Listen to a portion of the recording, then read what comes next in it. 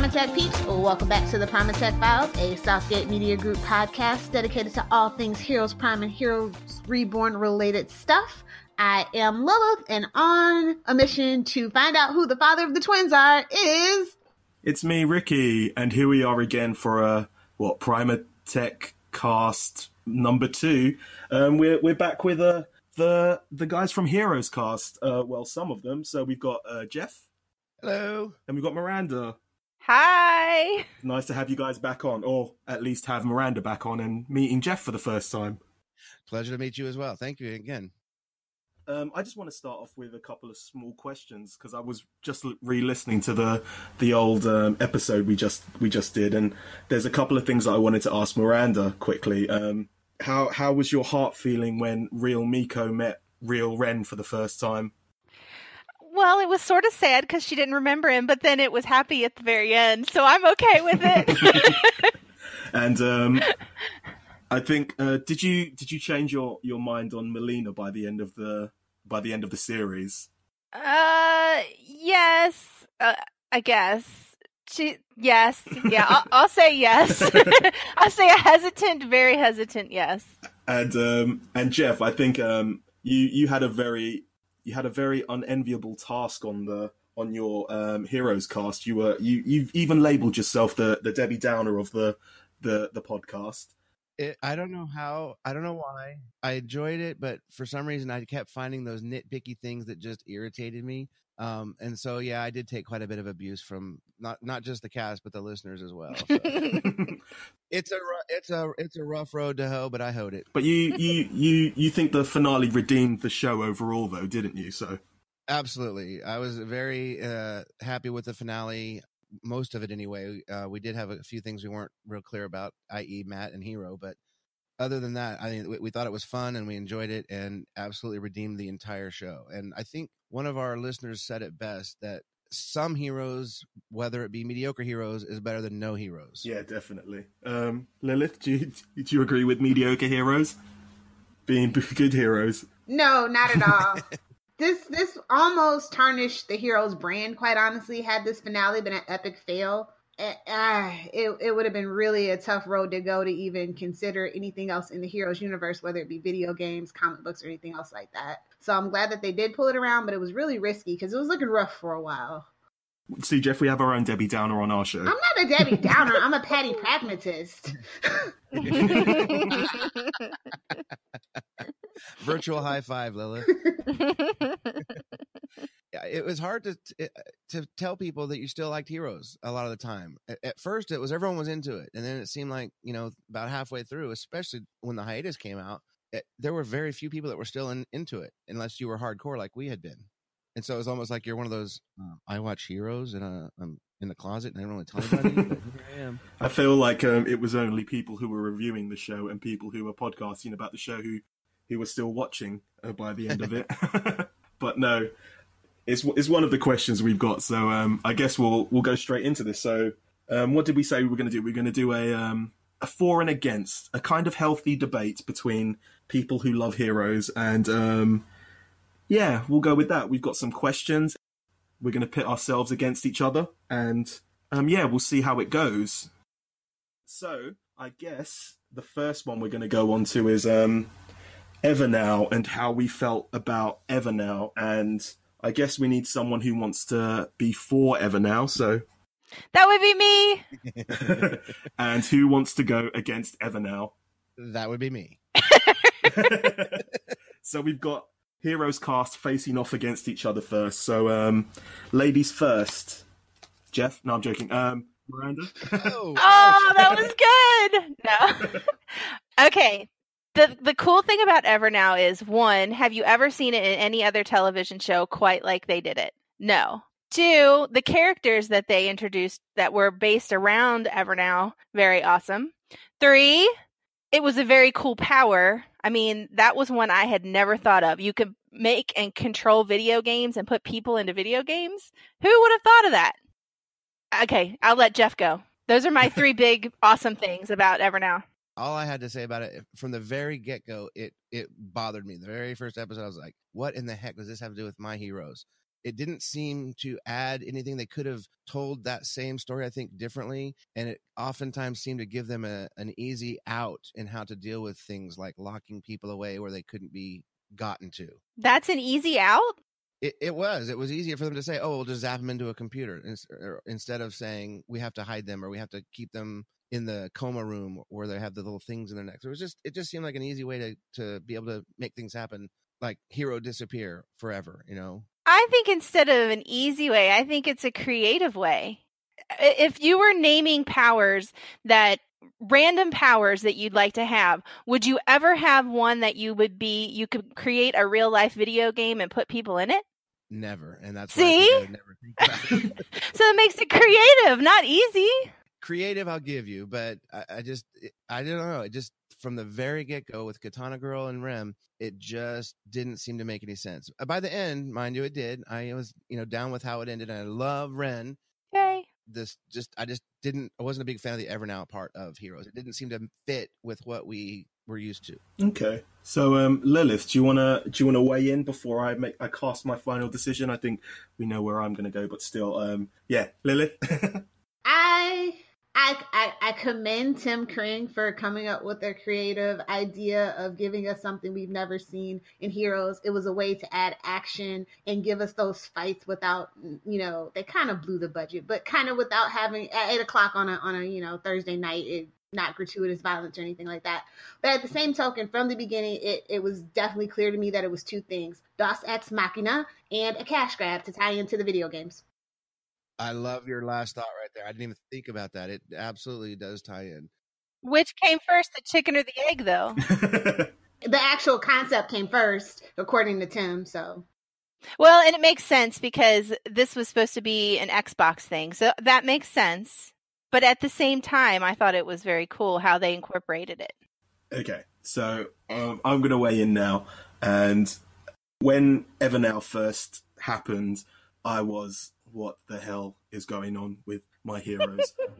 I hoped that they were going to pay it off, and let's be honest, Evernow was what, maybe three episodes that 3.5 maybe episodes that we entered into the kind of game world, and I think they did pay it off. And I think the fact that Jeff decided to say that, it did kind of pay off in the end, gonna have to give my point to Miranda, because yay, Evernow. Yay! Yeah, you know what? I think, and I will go with this, Evernow was very polar. Either you really, really, really liked it, like me and a couple of people that listen to the show, and the other people who were like, what is this and why are they doing it? So it was fun, though. I loved it. I was going to say that the one thing that the most thing about it that bothered me, I think, was the samurai fight. When they had to fight the giant samurai, talk about blowing your money on special effects. Which one? Oh, at the beginning, the non-awesome level guy? The unbeatable foe, yeah. That took 2 swings. Yeah. 2 swings to kill him. Yeah. I would have liked to have seen more of when they had like Tommy in the room, like that could go in any direction, like a Rubik's Cube or whatever. That effect was cool to me. That didn't seem like a waste. That was very cool.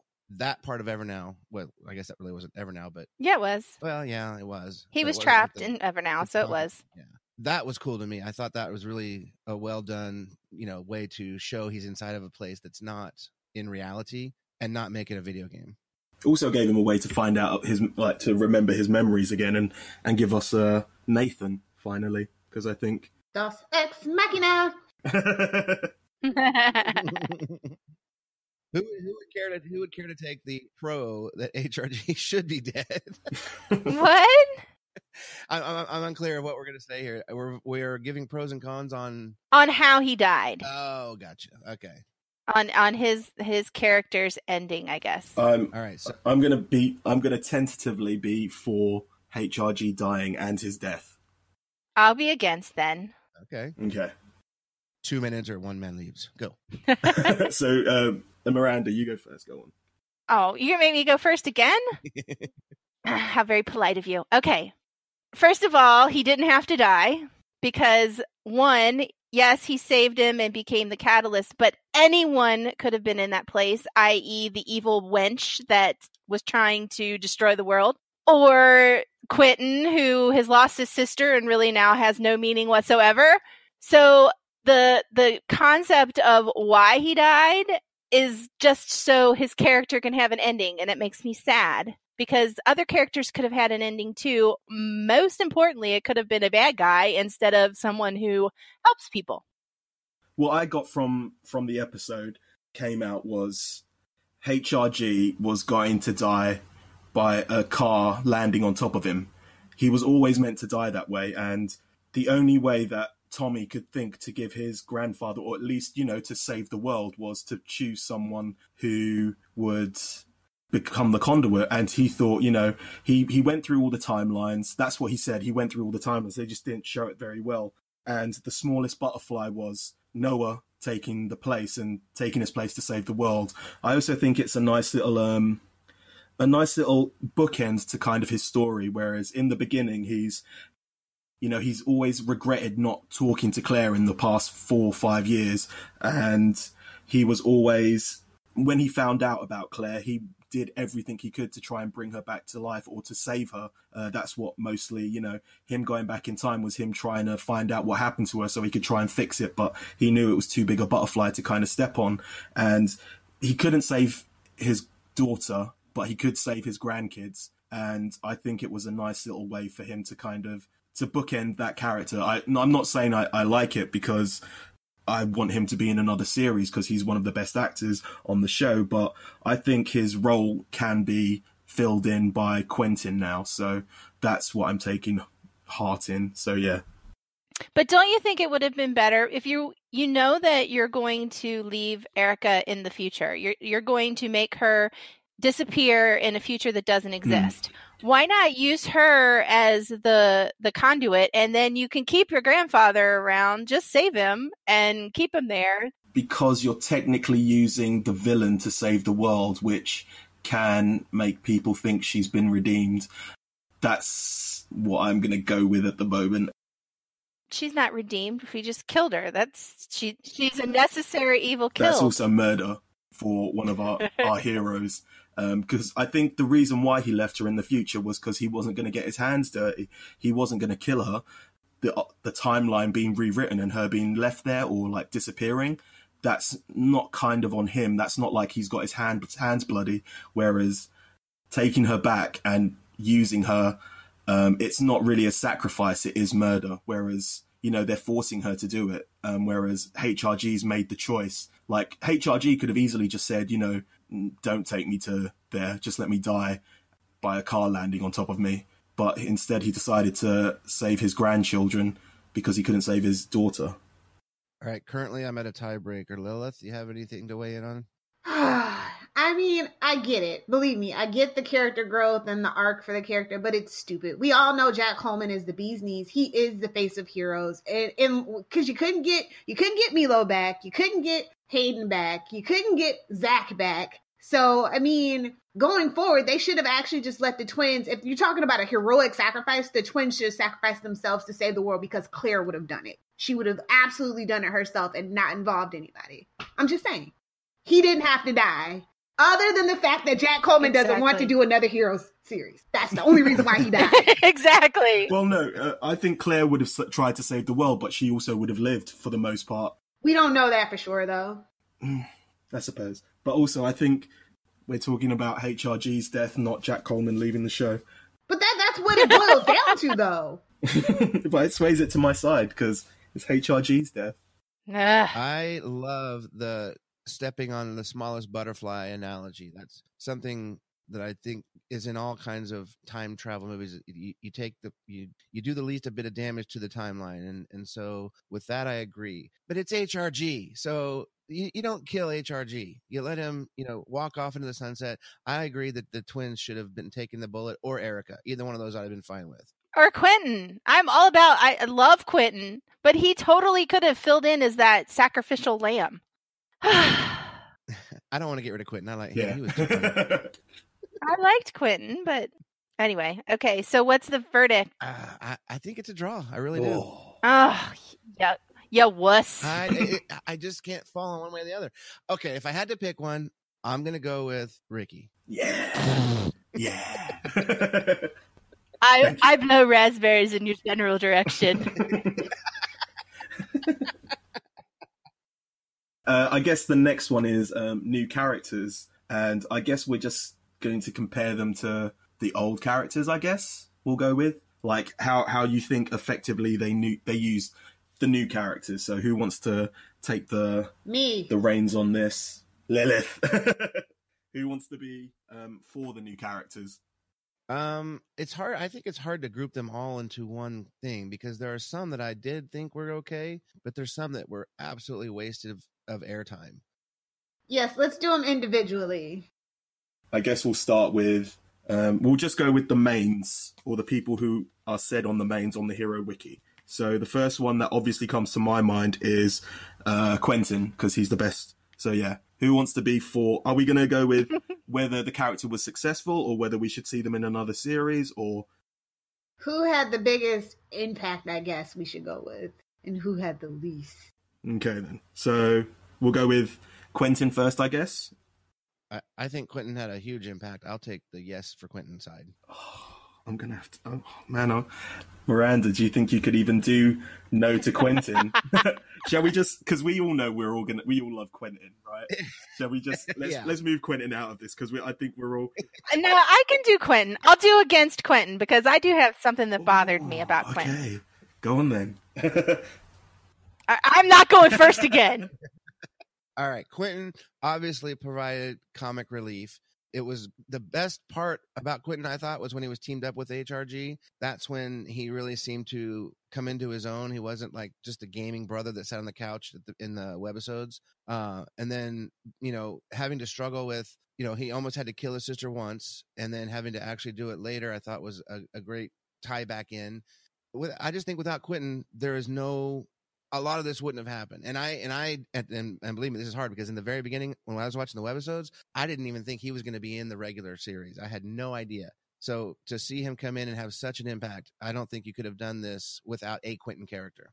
Ricky, go ahead and do your for Quentin too. Oh, he's the best. That's all I have to say.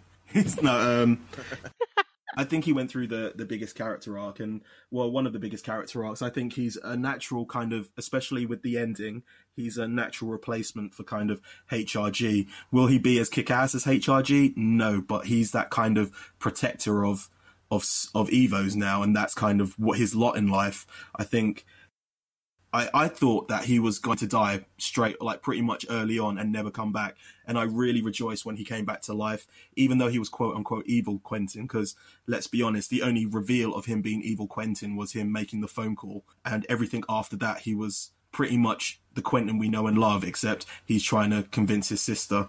And yeah, I love Quentin. But so, Ricky, yeah. Snitches get stitches. I know.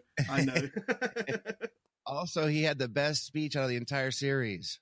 I loved his closing monologue. I will give you that. Here's the thing that bothered me about Quentin.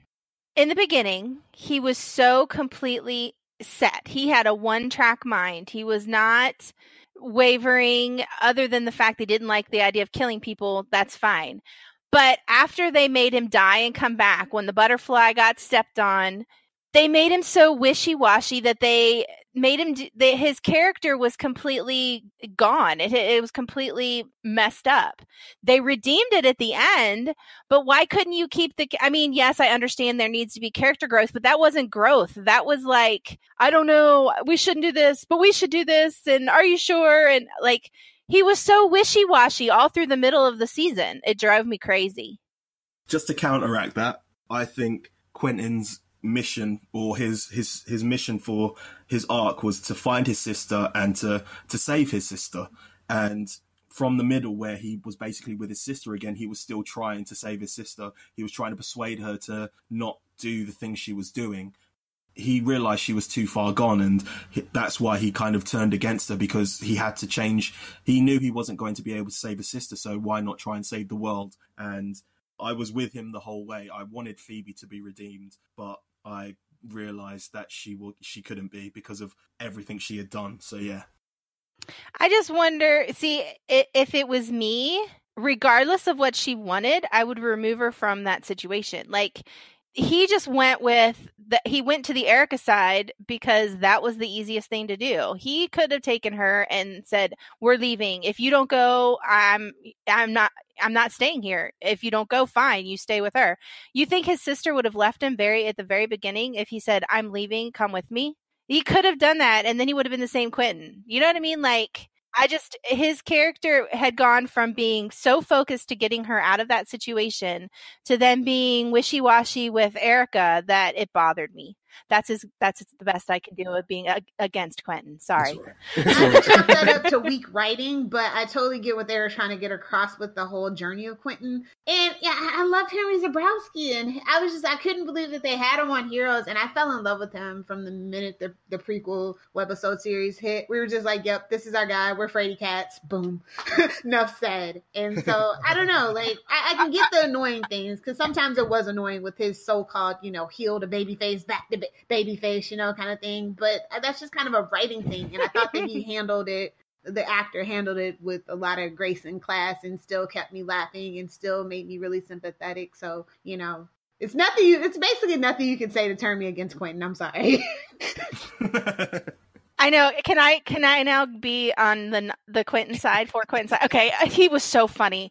Best character in the show, seriously. From the webisode to the end, he was the best character in the show. I agree. I just had to be the debate side. So he's also the comic relief, and much in the way that kind of Hero was the comic relief in the first season, except he was a completely different type of comic relief. They didn't repeat what they had with Hero, the kind of guy who has powers, obviously because he didn't have powers, but the guy who has powers who kind of embraces it, and that's that childlike innocence. Whereas him, you've got that kind of hardened kind of conspiracy nut who's always just paranoid. And yeah, he was great.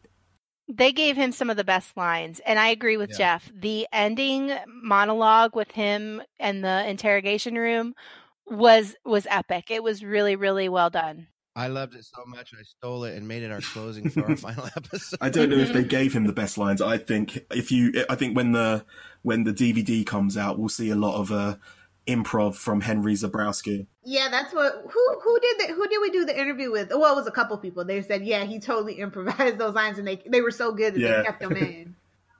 Oh, that's cool. See, that's awesome. Let's talk about Carlos. I'm sorry, Ricky. We got to talk about Carlos. I'm going to abstain from the Carlos discussion. I know. I'm like, I love Ryan Guzman's abs, but I don't know that the character of Carlos really, at the end of the day, did any favors. I think that the comic book fleshed the character more out than the TV show. So it's really hard because I've read the comic book. So like, I can't kind of take that baggage away from it. You know what I mean? So I don't know where we should stand with this whole thing. The payoff on Carlos was too late. I say he doesn't belong at all because he didn't have a power. He had to build a suit. He has a suit anyone could. Ooh. Okay, I'll go for Carlos then. Oh, Ricky and Jeff. Uh-oh. Yeah, here we go. Okay, so I'll go first if that's all right with you, Jeff, because ladies first. Absolutely. I think Carlos is an unsung hero of Heroes. He didn't sure he had a suit, but I think the thing about superhero genre shows, or at least what they were trying with this, is you're always going to have someone who is a kind of a superhero, someone to kind of be that Batman kind of icon, and that's essentially what they were going for with him. Were they successful in it? Not really, but I like the intention of having a costume superhero who everyone else could look up to. Sure, he was a human with a suit, but that doesn't make him any less of a hero. He might not have had the biggest and he might have been a bit boring to begin with, and people might not have liked his character, but I think he was developed in the comics. Sure, that's not the TV program, but he was developed in the comics quite well. And also, I think you can't discount what he did. He helped Micah, who in turn was one of the big reasons why the image of Erica being the traitor went out on the air. That's the reason why Tommy knew to go to Odessa. It's because of Carlos and his little arc. sure, he was off to the side for most of the part, but like I've said in previous podcasts, he's that kind of that street level superhero. He's the Daredevil to their kind of Avengers, the big team Avengers. He's that kind of guy on the streets who's just plugging away and trying to make his city better. Were they successful? Probably not, but I think they were well intentioned with where they wanted to go with him. So yeah. Oh, just a rebuttal. Sorry. I think that they had a lot more planned for Carlos, but they just didn't have enough time for it. And so I think out of that came the comic books. I don't think that the comic books were always intended for that particular character. And I have not read the comics, so I'm not sure of any of that. I just know that at the very beginning, when he's giving his speech in the school and he's, talking about the war and all this stuff, I had very high hopes for him. As he developed and moved further, I thought, okay, he can still be a hero. You're absolutely right. He doesn't have to have a power. He needed to work with his nephew, I think, more. That would have been a better story, and have him bring him along and use his nephew as the hero with the power and use him that way as a hero, not build a mech suit and then Iron Man your way through the movie or the series. And I think again another thing was, like you said, the abs. He's there for eye candy. Well, after the first series, it was welcome, is all that I'm saying.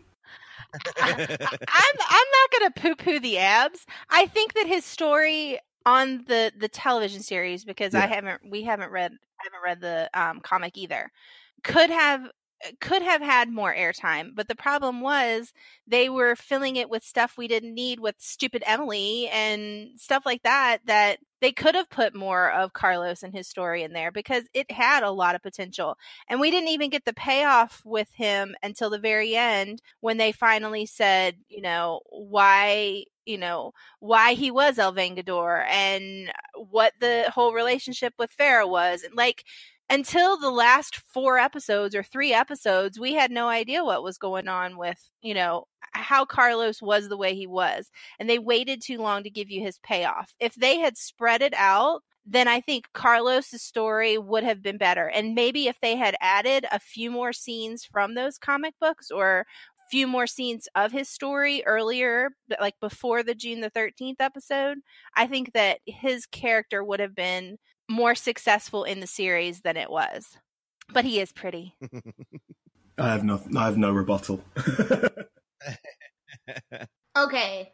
I'm just going to say that I appreciate the concept of a hero with no powers, and he had his own suit and everything, and they were setting him up to be Batman, Alfred, and Robin with the little Wonder Woman on the side, but the execution was just so terrible. I love the character of Farah, and she got so shafted because her story got tied to his, so I'm a little bitter.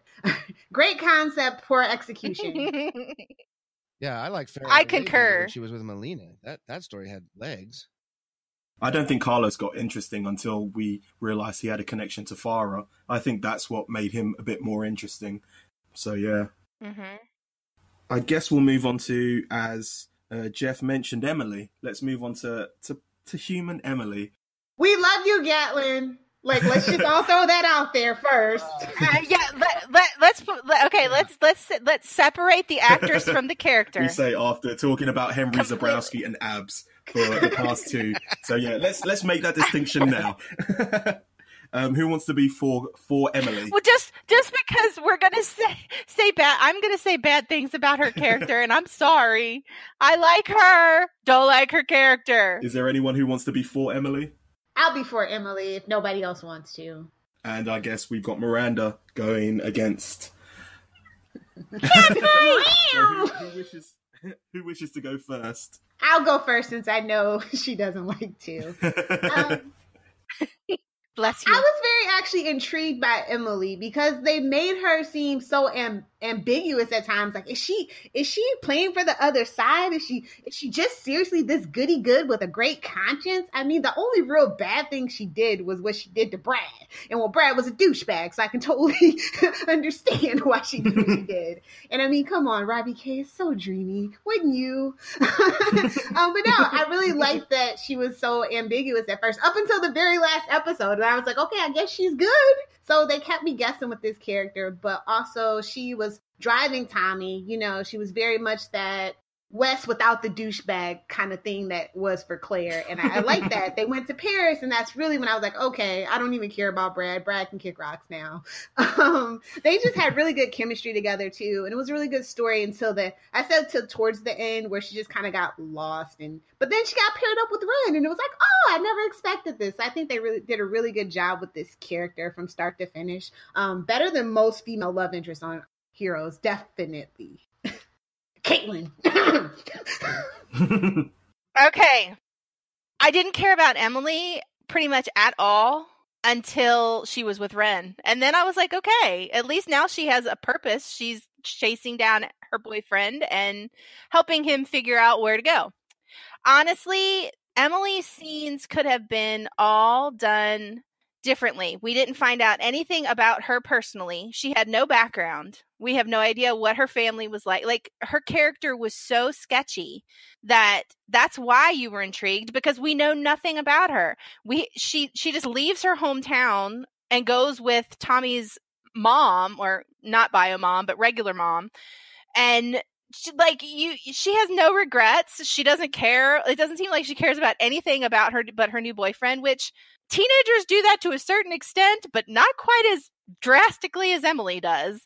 It's just, her whole character was weird, and I think if she had actually been a plant, it would have made her character perfect. Then I would have said that was the best character ever. But the fact that there was such a letdown, that why didn't we know anything about her then? Why didn't Tommy know anything about her? Like, it's just, I feel like I missed a whole chunk of her story, and if maybe they had given us more of her story, maybe I could have liked her, but I honestly didn't care about her until the last two episodes when she and Ren met. And you do realize this is Heroes, where females get very little character development unless their name is Angela Petrelli, right? Or Claire Bennett, like the only two females in the history. It's very frustrating. No, we got a little bit with Nikki Jessica / whatever her millions of names were. She had a little bit of backstory. And Erica had at least a backstory, even if it was strange and probably not the right backstory to give her. She at least had one. We've got nothing with Emily. She loves French. She always wanted to go to Paris. She's fascinated by people with power. She's non-judgmental. There are things there. She had a really cute bedroom. She loves ice cream. Jeff, what do you think? Big fat thumbs down on her until the end, like Miranda said. I liked her at the end when she hooks up with Ren, but at the beginning, and one of the weirdest parts was when she was with Luke in the car. I was like, "What? That didn't go with me at all." Emily? I'm sorry. I was thinking of the other girl. I was talking about Melina. Sorry. The interchangeable nature of the women. Let me rephrase. There you go. You can't even remember which one's which. Fun fact, Danica actually tried out for that role. Thank you, Natalie Hart, for letting me know that.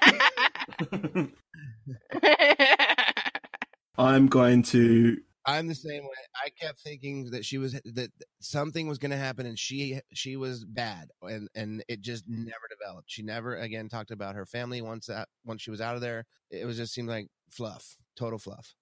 Lilith, you tried.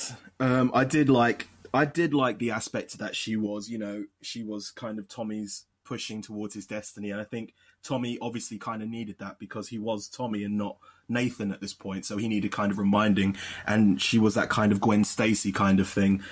Yeah, I'm still a bit bitter that she didn't turn out bad in the end, so I'm going to go against Emily. It's okay, I love you, Emily. She didn't even have to be bad. If she'd just been a plant, like if she had just, like, she could have been a plant and then decided, you know what, I like him too much to go against him, and let's do the right thing. That would be perfect. Now watch the DVD come out, and that's actually what really happened, but they cut all the scenes. Oh, I would be so mad. Okay, so next up, to go for Tommy then, I guess. I'll go for Tommy. I like Tommy. I think, he was a goofy character, but being, naming him Nathan, obviously, that was a nice little plan in there. I thought without him, obviously we didn't have the Wonder Twins, so the whole end of the world scenario couldn't have been happening or saved or whatever. I don't know that and I'm sorry to the actor, but I think there could have been a better choice in who portrayed him. But overall, I think Tommy was necessary, and I liked him. Who's going to go against Tommy, though? Oh, no one. So you... I was going to say, I don't know that I can go totally against him. I can tell you something that bothered me about him. The whole transition from Tommy to Nathan, or maybe I should say, they gave us all of that background on Tommy in the first episodes before we get to June the 13th and find out that he was basically raised by Hero. Sort of felt useless at the until we got to the last episode. So for those episodes right after June the 13th, I'm like, well, this is a completely different person, and we wanted that Nathan back, I guess. Once we saw what the character could be before he had his mind wiped, I think that was the character I wanted him to be the whole time, like from the beginning. I mean, I don't know if that's necessarily a point against the character so much as it's a point against the writing, but there's so much more they could have done with him in those beginning episodes instead of just making it teenage angst. Yeah, and that's what it really felt like. I felt like I was watching Twilight and Heroes. Like, I don't know, nobody understands me, and I'm so alone. And yeah, I think that if I had been given Nathan before, I would have been happier. Lilith, do you have anything to weigh in on? Nathan was awesome. Tommy was annoying as hell. Like, just being real. I feel like anytime somebody has that power to be the master of time and space, that we have to handicap them because it's a super overpowered power. So now we have to waste all this time rebuilding the character up so that it's an interesting story instead of a total God mode kind of thing. I don't know. I felt like they could have had a better balance of Nathan and Tommy, and meaning more Nathan and less Tommy. Okay, so I am going to go with for Tommy because I think, with a show like this, you need to kind of have that origin story, and that's essentially what we got with Tommy. And yeah, like Lilith said, you need to have that kind of power depowered, and that's his journey throughout the series, much like his adopted father, Hero, becoming future Hero, except in a much quicker span of time, as opposed to 5 seasons over 10 years. So yeah. I guess we'll go to... What is it, Sherlock? Yeah, I know, right? Who wants to take over Miko? Which Miko? Obviously Katana Girl, because Miko is real Miko that was in the thing. So I guess we should say Katana Girl. Yeah, Katana Girl. Well, I can't talk against her, Yeah. so I'll be the judge. Kiki is my hero, so, Yeah, she's adorable. I'll take the wasted character side because obviously with the Evernow thing, you need her. But from the very beginning, she didn't seem to fit my idea of heroes. Because she was a video game character? She was a video game character. Even, having been Otomo's daughter, show me that earlier. Show me, give me that sooner. I didn't get involved in her. And Miranda, by all of my Debbie Downer stuff, I have been a big non-fan of that since episode 1, and I don't think I ever got that taste out of my mouth. Well, really, we didn't know that she was strictly a construct at the very beginning. We thought she really was his daughter, though we thought maybe she was because she had never left the apartment and we didn't have any other hints. Yeah. But I'll go with a little bit of 4, just going off what Jeff said. And basically, I think Heroes, the brand, needed a bit more of a differential in powers, and that's kind of what we got with Katana Girl. We got some, we always get the same old super strength, punching, throwing someone through a wall, flying. I think we needed something different, and that's what they gave us in the character of Katana Girl and Hachiro. Once again, she's not like a real character, but there was a mystery behind it, and I think it wasn't like Carlos, it wasn't executed right, but I liked the intention of there being, something different and a bit of a mystery. I loved having a female character that actually could kick butt with a sword instead of a gun. I still love Jessica more than I love Nikki. It's kind of sad. But anyway, yeah. I like seeing that. And the fact that, Kiki Suzanne could do her own stunts, and she's, she just fit that character. Like, I really liked the execution wasn't that bad, but I think that the storytelling, like that should have been like a video game or a comic book, a graphic novel series. I don't think that it necessarily had to be in this particular iteration of the series, I guess. So that's like kind of a neutral whatever. But the idea of Katana Girl was pretty cool. And her fights with Harris were awesome. And I'm all for action. Yeah. So when she at the end, when she had the Highlander moment, that was probably my favorite for her. So who won, Miranda? Who won? The Ford won. Not that I'm biased or anything. She already had her mind made up. No, I did. There was a lot more positive than negative. I hear you. Let's go straight into one of the ones who people I think will have a lot against for. Joanne Collins. And we're talking about Joanne Collins, not Judith Ciccone. Does anyone want to take the moderator kind of aspect on that? Or I don't have an opinion one way or the other. So, I mean, I guess I kind of do, but I'll moderate. Cool. Who would care to take the pro side of Joanna? And in terms of, was she necessary to the story? Not just how was she as a character, but was she necessary? I'll take it. I'll fly the uphill battle. Let's go. Who am I going against? I can do it. Okay. Oh no, Lilith. Go on, Lilith. You go first. I honestly don't think that this character was necessary. I think that the idea of Luke and Joanne Collins came, and especially with them being an interracial couple, was an homage, and strictly an homage to Nikki and DL. But like their evil doppelganger, like literally they're the inverse polar opposite, right? So I think that was the only reason that they were really there. And I actually think that they wanted Zach Levy, and he didn't want to be a good guy, so they kind of created and crafted this role around him. He's like, oh, and by the way, make sure you kill me at the end, because I ain't coming back. So like, it's like all these little things is just like, and then Joanne is just created to be the villain that you hate, like not love to hate, just pure on, full on. That's the punching bag of the show. We didn't need it. Actually, every time she showed up and they were being weird, it just kind of detracted, except for the very first like action scene in like the support group or whatever. And after that, they could have just kicked rocks and disappeared, and I would have never cared. And then when Joanne goes off on her own, nobody can even tell me where the hell that webisode goes. So that tells me she was absolutely unnecessary.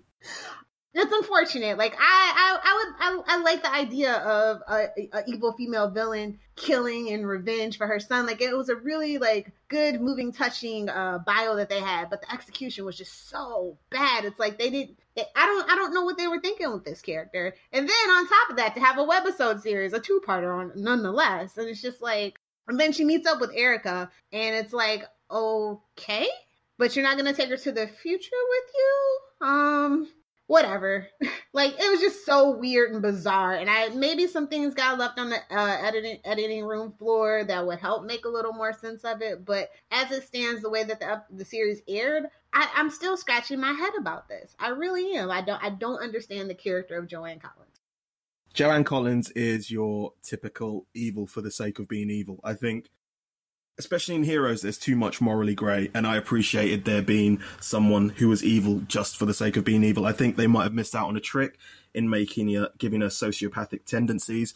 I find it really funny how people can hate characters who just seem evil, yet some people idolize Sylar, because Sylar was essentially the same. He was evil and he had a mission. His mission was to kill as many people and gain powers. Her mission was to kill as many people, Evos, as she could because of what happened to her son.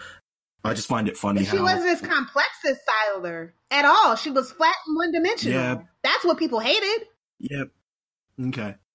I was trying. Don't get into a fight. You go back in your dead cat box, Ricky.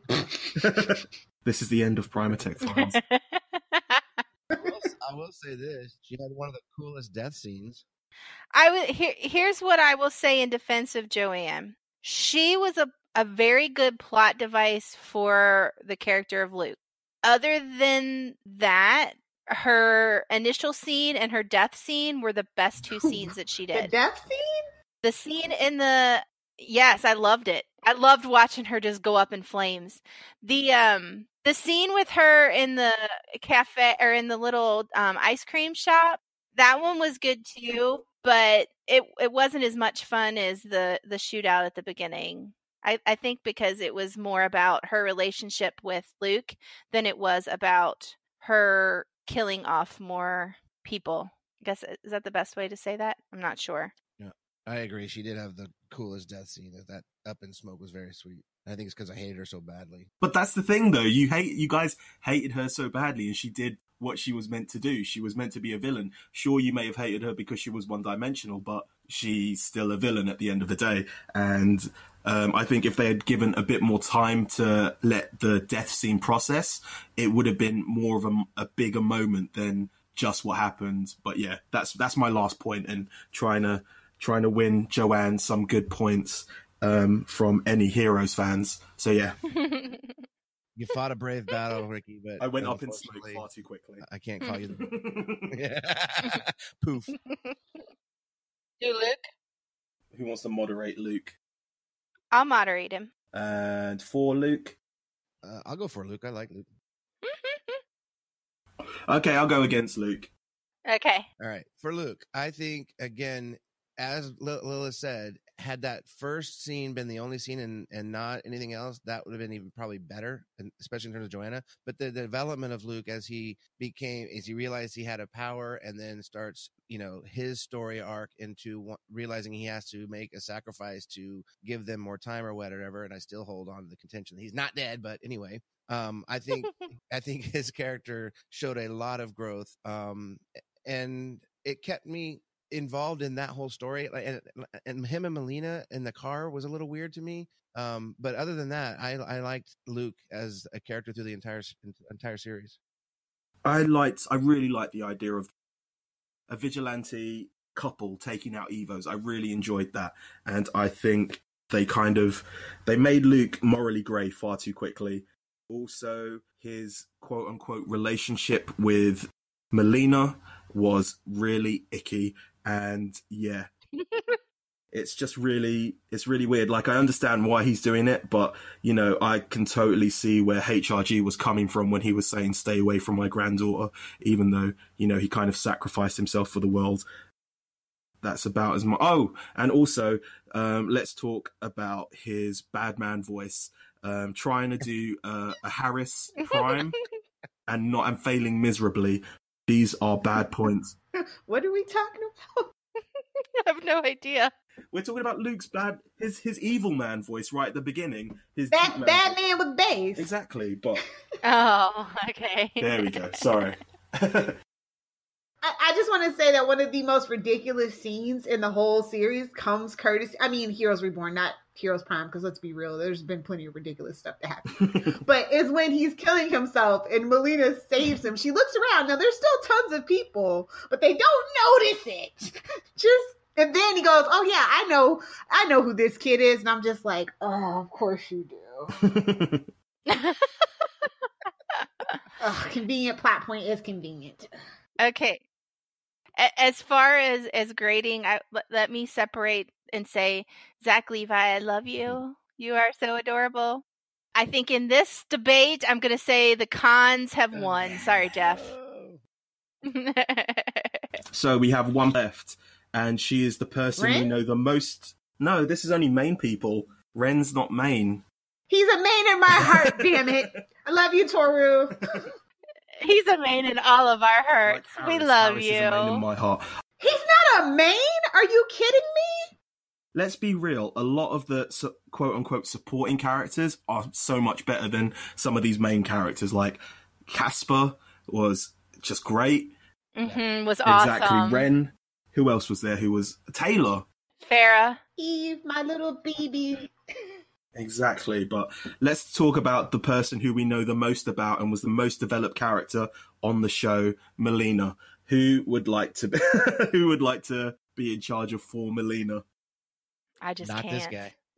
I think we'll leave Melina out of it then, because I just want to say, no. I'm gonna say something. Melina, as she got shafted, like, it's so stupid. She is one of the twins. Why is it that all we know, literally, okay, what we knew when the show started, and this is the classic Rebellion Reborn line, is that she's bold, brave, ethereal, but guess what? She likes candy, and she's Claire's daughter, and she has a twin brother, and she's, HRG is her grandfather, Angela Pacelli is her great grandmother, so like that's all we know, and then that also shafts all the characters that she got involved with Farrah and all these other things, and in fairness, I believe Nazneen said that some of those things got cut, her scene with Christine Rose's Angela Pacelli, which is unfortunate because it just comes down to they really need to be careful with the way things come when it comes to female characters in the Heroes universe, because a lot of them really do get shortchanged, and this was so evident. Yeah.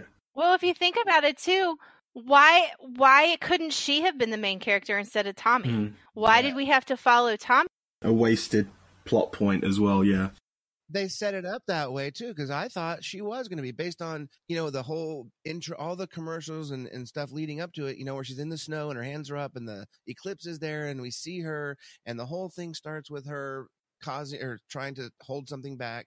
And then it all switches to be all about Tommy. And I totally agree. She easily and probably more better could have been the main on this of the twins. Definitely. Even though it's very disappointing. Which and that's probably why I said I couldn't support her, because without, she wasn't the main. Had she been, I would have been all in. They didn't give her enough. Because she wasn't in, she had maybe 2 or 3 scenes in the first couple of episodes, and she's meant to be as important as Tommy. Yeah, So, yeah. Right. So. You were robbed, Danica. You were robbed. Yes. Well, she's won in the end, because she is Jack Reacher's daughter. You shut up about that, Jack Reacher.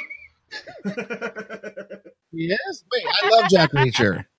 Tom Cruise is not the perfect person to play Jack Reacher. No, Tom Cruise plays Jack Reacher? Yes. Oh, good God. Miranda, we caused another podcast to go on tangent. Yay! No. That is classic Primatech. Let's move on to old characters used in Heroes Reborn. Again, we are going with people who have got a recurring role, which is 3 episodes or more. So let's just say Angela Pacelli, we missed you, because, yeah, we did. Who was the main? HRG we've already kind of talked about, so let's leave him out. I guess we'll go with the next big one, which was Hiro Nakamura. Who would like to be for Hiro Nakamura? Everybody? Exactly. Who would? Is there anyone who wants to be against?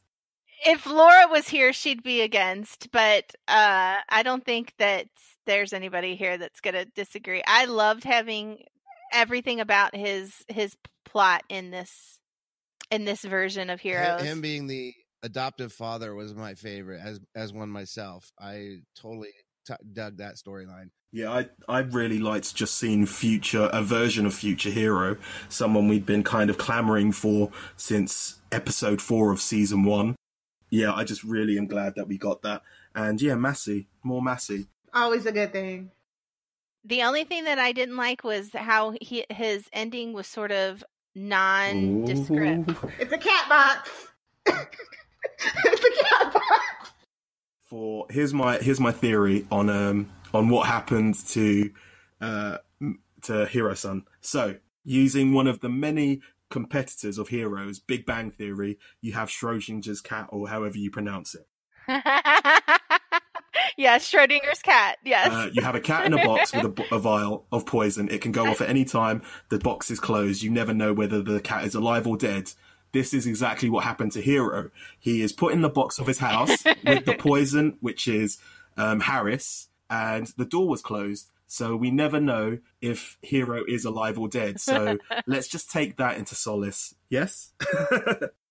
Tim's Kring Hero is a Schrodinger's hat. I got Schrodinger's cat. I can't even say it. And once again, Tim Kring closing the door on a superpowered battle. He brought it back from season 3 at the end with Nathan and Sylar. He's brought it all the way back into Heroes Reborn. So yeah. So rude. Let's talk about Matt Parkman, who would like to be Grr, arg. I'm a 4. Ooh, okay. I'm going to let Miranda be the negative, though, because I know she loves her some Maddie. Okay. So, who wishes to go first? I can go first. Okay, so I was extremely excited to get Matt Parkman back just because I loved his character originally.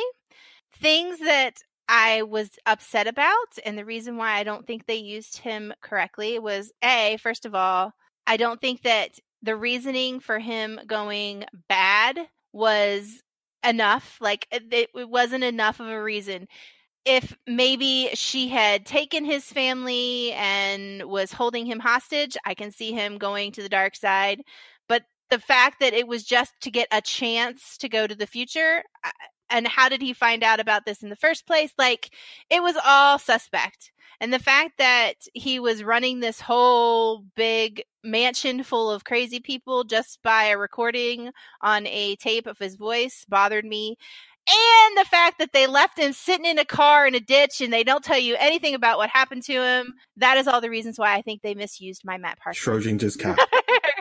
All right.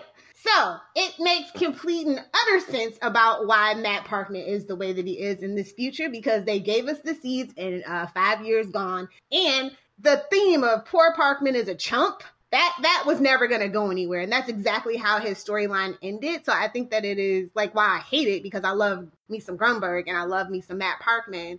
He just couldn't avoid all the pitfalls of being Matt Parkman, no matter what. And also, him kind of being a bad guy is literally in his genetics, right? It's in his DNA because his father was terrible. And it was only, if he didn't have anybody to balance him, he went back to Janice. And thank God she left him again. Like, the only way that he wasn't going to end up like his father is if Daphne would have lived, is what I'm saying. So it makes complete and perfect sense to me why they did what they did with Parkman, because Parkman is just one big vicious cycle of being a chump. But did it make you sad? Jeff. I totally agree. Matt has always been a chump, always will be a chump, but I am furious at the cat analogy with him. I want to know what happened to him. I have to open that box and see if the cat's It's alive and scratching. I really wanted to see him get his in the end. He's one I wanted to see have some justice dealt with upon him. Taylor killed him. That she comes by that bridge, like you were saying. I'm totally for it. Yeah, Taylor was driving over the bridge on her way after leaving Erica. She popped out the door, saw Parkman, and then Baby did something, because obviously, you know, Baby wants to protect Mama, and she got back in her car and left him for dead. So yeah, that's what happened. Fanfic, done. Now I love Matt's storyline. Whatever. I'm going to go with 4 Evil Parkman. I loved Evil Parkman. I'm sorry, I can't say any other reason why. I think he did explain it well, and I think Matt's always been that kind of insecure person. Like, you could tell, and he's always been that kind of insecure kind of soul. And I think with him not having someone to ground him, it's easier for him to listen to other people's insecurities and their faults, and that's enough to drive anyone kind of insane, because all you see is dark in the world. And yeah, that's why I'm gonna go with him being bad, being good. So yeah. But wait, before we have a final decision, I wanted to say this about him. I think they wasted an opportunity where he could have. I thought he was gonna flip when he shot near the Haitian, but not at the Haitian. I thought, okay, they're opening that door where Matt is not necessarily going to stay bad. They always made it so Parkman never got his hands dirty. So he made Deering go into the room and choose his own fate. He made Taylor put the gun against her head. He wasn't killing people. He was making them do it themselves. So yeah, I can understand where you're coming from with the kind of a chance to redeem himself, but I'm glad that he ended like he always has, as a kind of chump, as sad as it is to say. So, yeah, I'm going to go for evil Matt Parkman. My poor chump. He's our favourite chump. So, yeah. I don't even think... Should we even go into Molly? No, because that's not... I'm sorry. You can tell me all you want to. That's not Molly. Sorry. Nah. Okay, then.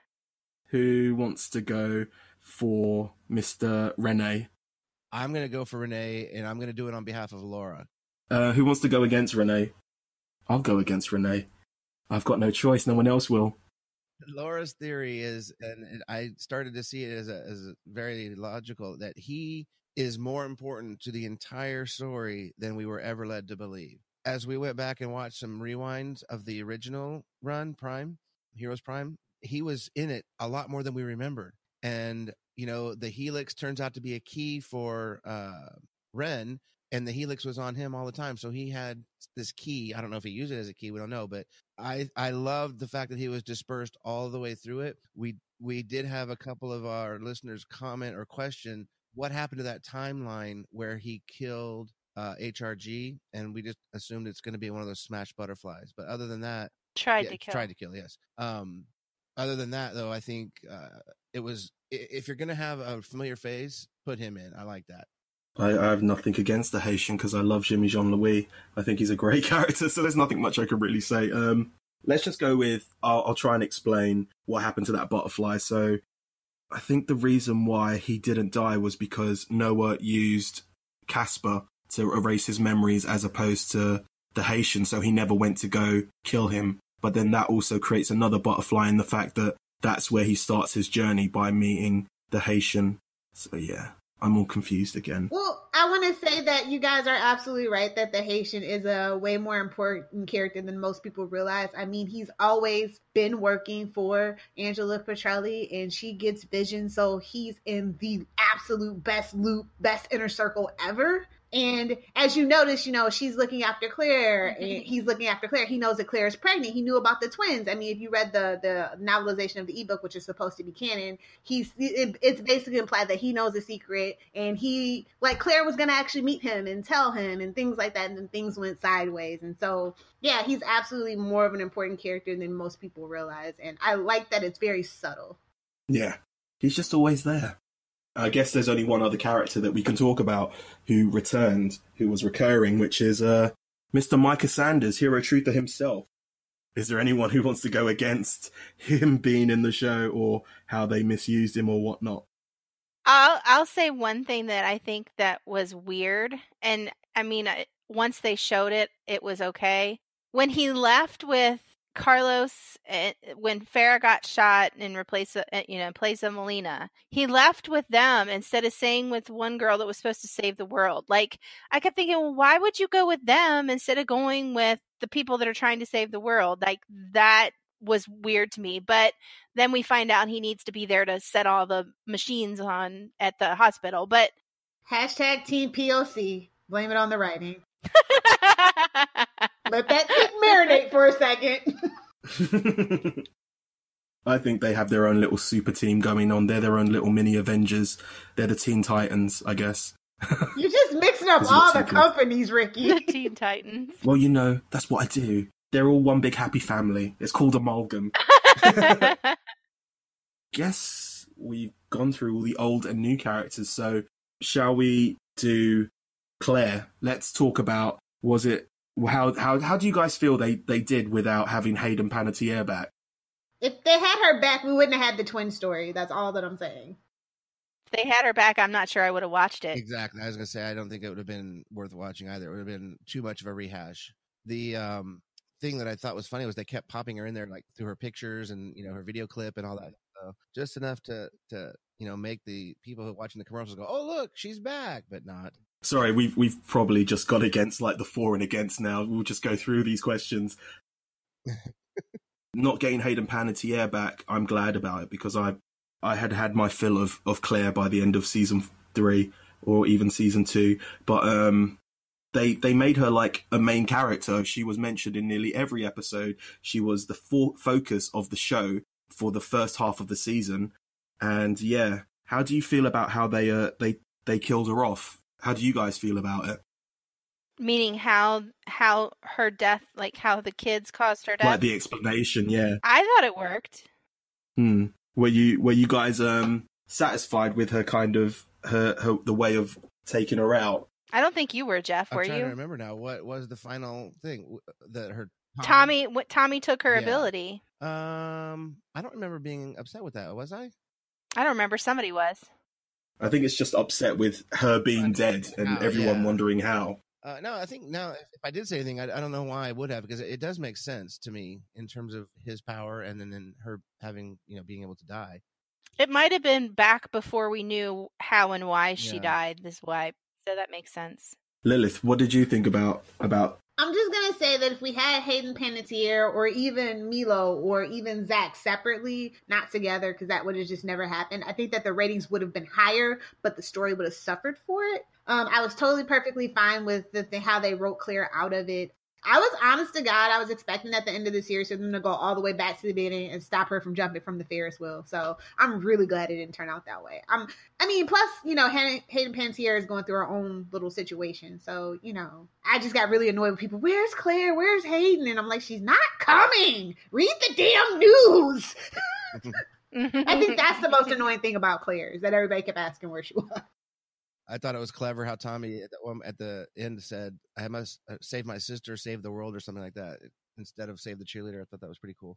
No, it was save you, save the world. He was talking to HRG. Oh, was it? Oh, okay. Yeah. HRG.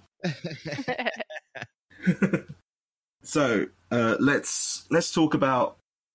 We're just talking about this season. So obviously these 13 episodes.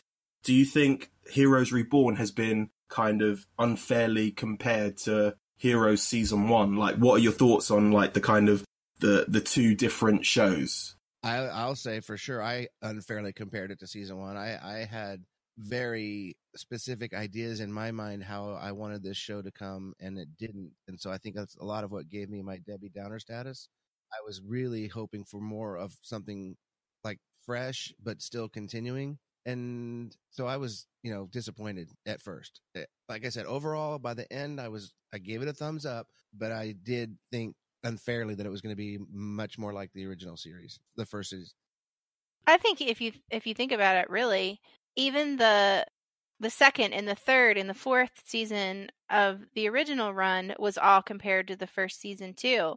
So I think that part of it is that you're always going to compare it to what was successful. The other part is they tried to use some of the same techniques in this season as they did in the first season, with the starting the story and then going back to where the story really started. And that sort of, I guess best way to say it is they sort of mimicked themselves with what they created, meaning instead of creating completely new ideas, they recycled some of them and made them with new characters. I think I agree with you on that fact, but I think also that the show had so much to live up to, and I think you've got to like pay homage to the original season enough so that you don't alienate the old fans, but you can kind of retain the new fans. So you've got to try and tell these new fans how the kind of storytelling works. And I think that's why a lot of new people didn't glom onto it. I think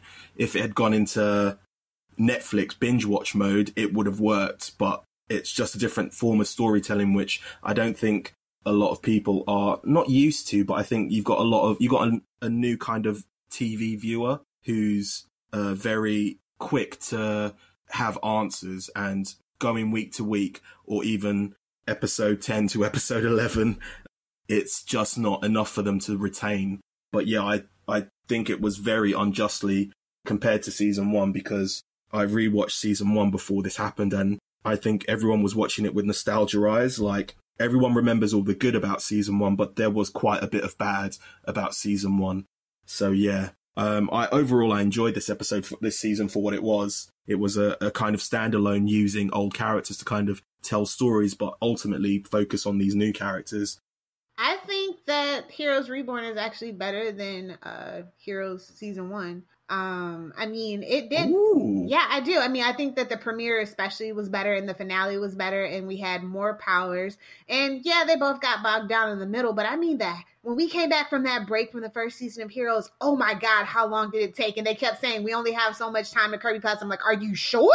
Because it's March and we got to go to May, and we've had about 7 fillers back to back. Whereas this season only had like 2 or 3 fillers out of 13. Yeah, but I'm just saying, like, my God, season 1, when they came back and got the extra episode orders, it was so much filler to fill that time. It annoyed the hell out of me.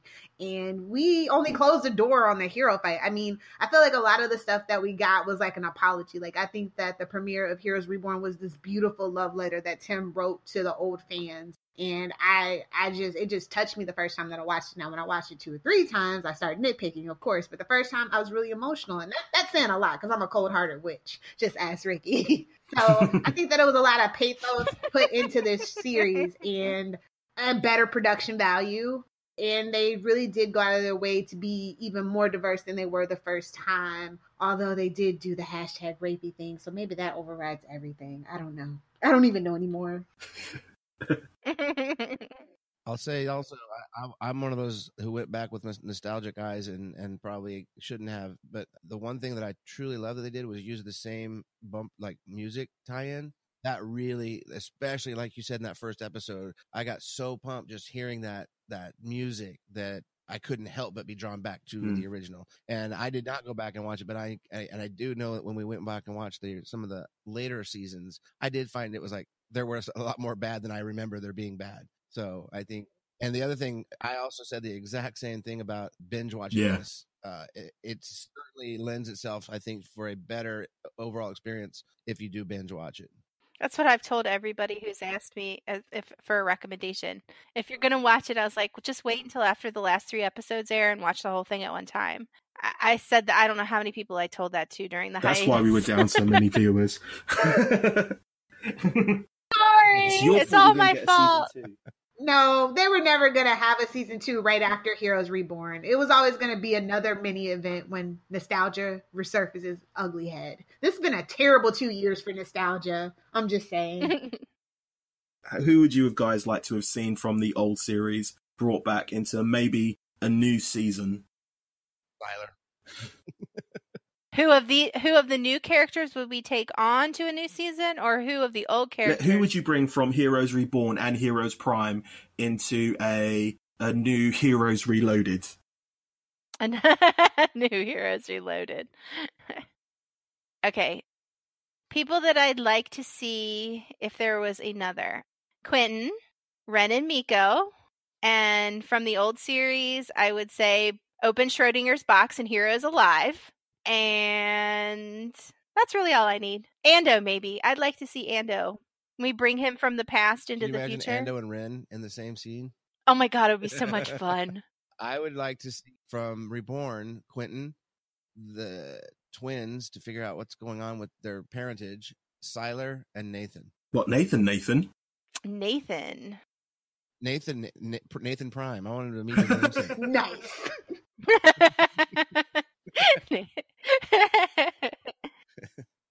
Ando and Hero, obviously. I'm gonna take Lynette from the Burnt Toast Diner. Oh wow! Nice. And she now owns Moe's Ice Cream Parlor. And let's see, Ren and Miko definitely, and Hichiro kind of mentoring them in the corner, and also with Hero, those two can have a good talk. And I would actually bring back Kinsei, just to wreak havoc, because I love me some David English. Ah.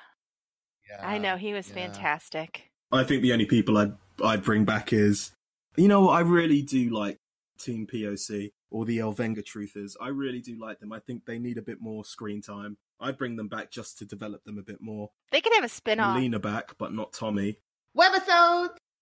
Basically, I just want all the people who were kind of shafted in this season to come back and get more story. So yeah, Quentin, definitely. Hero, definitely. Team Elvenga Truthers, Melina from the old series. You know what? If we've got Micah in there, I'll bring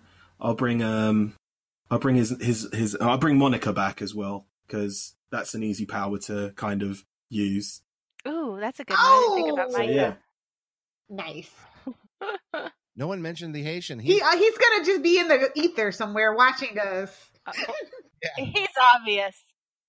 Okay, I'm just gonna ask you guys, how tough is it to be a Heroes fan, or as I've called ourselves now, Heroes apologists? You nailed it.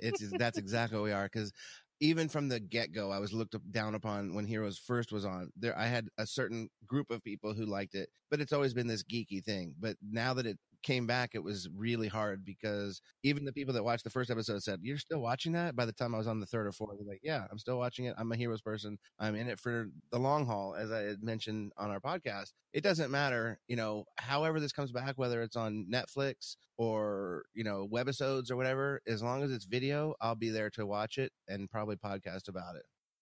I would say it's not necessarily difficult for me to be a Heroes fan. Most of the time I get questions, it's more of, what are you podcasting about? Why are you doing that? And then I tell them, well, it's a good show. I said, now wait, just like during the hiatus, wait until it's all done and then marathon it. And honestly, it's not painful to me because television for me is about entertainment, and I'm not going to take any of it too seriously. Even if it's bad writing, I want to see the end of the story. So once I start, I'm not going to finish. And because these characters are this world is a fun world to play in. It's the idea of normal people getting abilities has always been like the ultimate, right? Superheroes are cool, but these are normal people. These are not aliens. These are not this is the kind of superhero playground that I like the best. So it's not hard for me. It's not tough to be Heroes for me. Though I will say that if people were giving me a hard time about it, I might just drop those people instead of Heroes. I think being a part of so many fandoms, especially, that I've learned these lessons along the way, is that fandom is all about what community you participate in. I think that the Tumblr community is amazing and positive, and they bring up good, valid points and things like that. And then when you want to bitch, you go to Reddit, because that's just what you do. And for live watching, you want to go to Twitter and see the excitement or the disappointment. But mostly it was really excitement. And it's all about who you follow. So your fandom experience is absolutely what you make it. I enjoyed this ride, met some really cool people, did some cool things. And, I'm glad that it came back, and I look forward to it in 2 or 3 years to come back again. I don't know if I'll be podcasting about it. Maybe you'll have to take Nate Milton as your podcasting partner for that, Ricky. But we'll see when it happens. But I definitely love the Heroes fandom. I think we have big hearts, and we're corny and lovable and annoying sometimes, but that's just fandom. Being a Heroes fan was kind of cool to begin with because, you had season 1, which everyone loved so much, and it never lived up to the hype, the rest of it. And kind of being a Heroes Reborn fan, you kind of felt like, maybe we'll get that season 1 kind of vibe back. Did we? It's up to debate. I'm a Heroes fan, so I'll always defend it to the death. But, being a Heroes Reborn fan, it kind of felt a bit like a dirty little secret. Like, it's something that you don't really talk to about. Much like, being a wrestling fan, it's not something that you talk to about anyone really, apart from the rest of the community that you kind of are part of. And that's kind of how I felt being a Heroes fan. I was always defending it, whether it be online, on websites, or on YouTube videos. It just seemed like it was hard to be a Heroes Reborn fan because everyone was just poo-pooing on it the whole time, picking apart little things and stuff like that. And was it perfect? No. But is any season perfect? That's up to debate. So yeah, it's hard being a Heroes fan, basically. Hi, I'm Jeff, and I watch Heroes. Oh, we're gonna have a support group now. Well, that was our roundtable with the guys and gals from HeroesCast. We hope you found our talks informative and entertaining. And until next time, download the podcast, save the world.